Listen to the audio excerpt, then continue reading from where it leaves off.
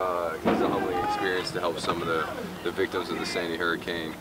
This church is nice enough to open its doors. Pastor Marlin's the Church of the Nazarene out here. I guess we're Far Rockaway, right? All right, nailed that one. But this is really what it's all about. The platform that we're fortunate enough to have to come out here and help those who have been hurt so badly by the devastation of the hurricane.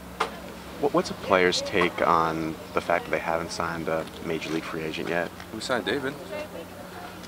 Is he a big leaguer? He's a big leaguer. Okay. External free agent? Okay, there you go. You got to phrase your question the right way. We've still got time. I know Scotty H is still out there. For me, I've talked to Chris Young. I've sent him text messages. I think there's still definitely some help out there, not only in the bullpen, a little bit in the rotation help, but also outfield. I don't know. I feel like as an organization, we don't want to quite get sucked into maybe some of the prices that are going on right now for outfield.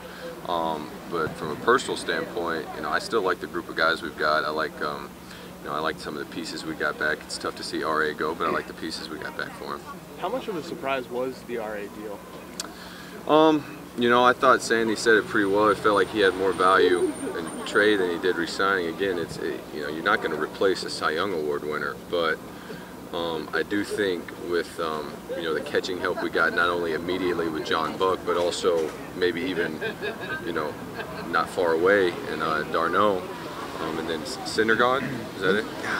Nailed it. He's on the way, and so I really thought it was a good deal. It's tough to see R.A. go. He meant so much to this ball club and this franchise, but I thought we got some pretty good value for him. For you, having the stability of knowing what position you're going to have for it seems like the foreseeable future now, is there at least a comfort level, or you're pretty acclimated at this point? Yeah, I still got some work to do, but I think this will be the first time I can approach spring training, understanding that I'm trying to stare at 162 instead of just making sure I'm either going to make a ball club or not get killed at second base. So that's nice. So I think spring training, it won't necessarily be laid back, but I think it'll be hopefully a little bit more mature approach, trying to make sure I'm ready for September.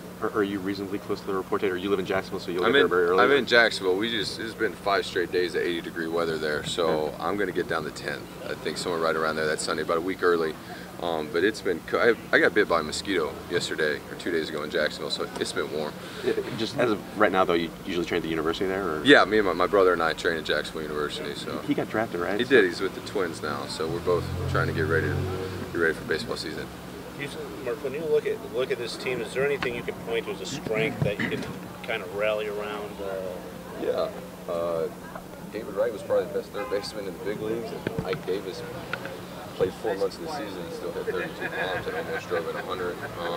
I really like the core we have in the infield. I think that catching, I'm excited to see what we have there.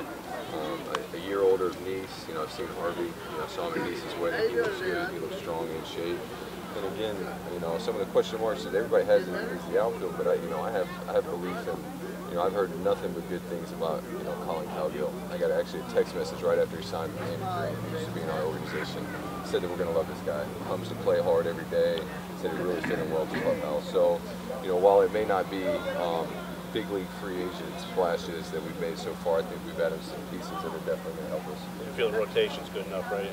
I do. We forget that Dylan G was pretty much last year with everything after the All-Star break, and he's healthy now, and you start slating him in that 4 or 5 slot. I think the rotation really starts looking pretty good. I haven't heard anything. You guys probably know more about Yo than I do, but I think he'll be able to give us innings, and he's always going to compete with a good chance to win. Other than, I think, David and Johan, you probably have as much seniority as anybody. Is it kind of weird to be on that end of the spectrum? Well, I don't view myself as a veteran by any stretch of the imagination, but yeah, I guess it's pretty cool. I didn't think I'd play in the big leagues this long, so it's exciting. Excellent. Going to get back to your work? Yeah, let's do it. Skin this chicken. Anybody else? You guys good? Wonderful. All right, fellas. Always a pleasure.